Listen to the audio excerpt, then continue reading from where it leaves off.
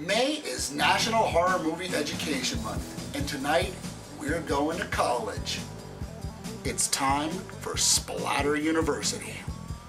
One of 4 of these special editions of John Carpenter's classic, Halloween.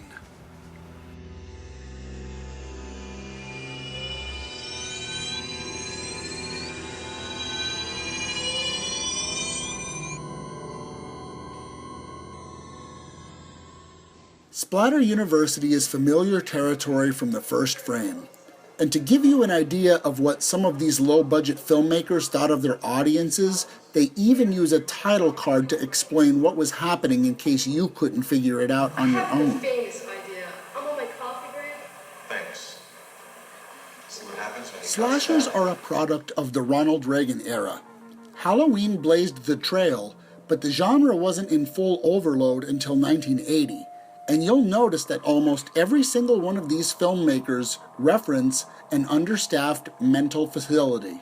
No doubt a nod to Reagan's years as governor of California. Splatter University uses the escaped mental patient motive, a popular variant on the prior tragedy motive, both of which were often used together. Films like Splatter University aren't remembered for their artistic merit, but that's not to say they are without value. It is impossible for the culture not to produce art that clearly reflects it, and it's curious that this film should take place at a Catholic university. Janet Phillips was attacked in the classroom abusing. It happened late one night, and we're not sure how or why it happened. Well, did they find out who did it? But America itself was undergoing a conservative shift in the pursuit of religious authority, yet greed and economic excess, things that should have been in direct conflict with this conservative shift, ran rampant. In other words, these movies tell the truth. You never hollered at me like that. Fewer films have had more disposable casts, and while many of these genre films stuck to conventions, Splatter University is textbook. The plot is minimal, and any attempt at anything that resembles writing is forced and poorly acted.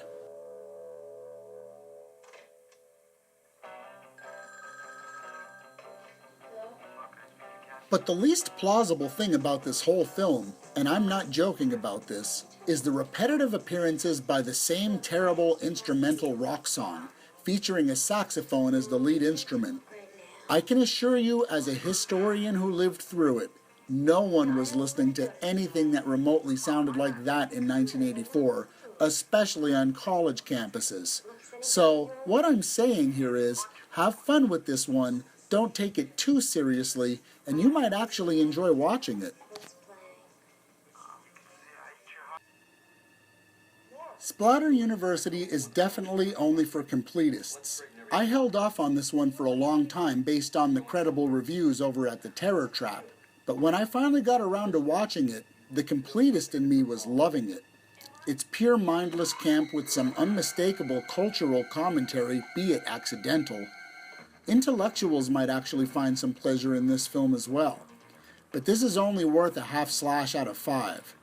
Remember, I like all of these films, so that's not to say it's meritless.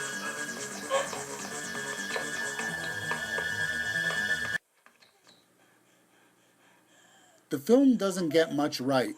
The murder sequences are corn syrup-stained clothes, and while effective, they're not impressive. Splatter University did try to get it right with a surprisingly dark ending, but after 70 minutes of pure camp, it's too late. It doesn't work. It almost makes you feel sorry that the rest of the film is such an undeniable mess.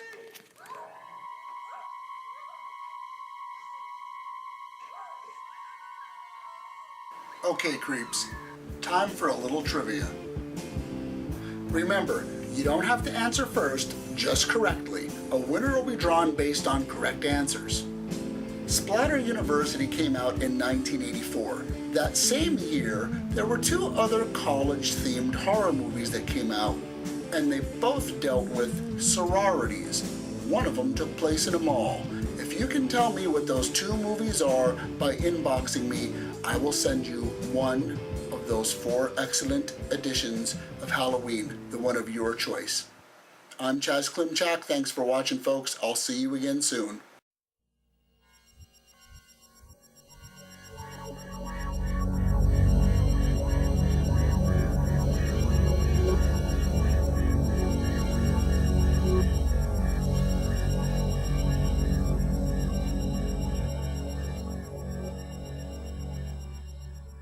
Night, Mr. Waba. Do do do do.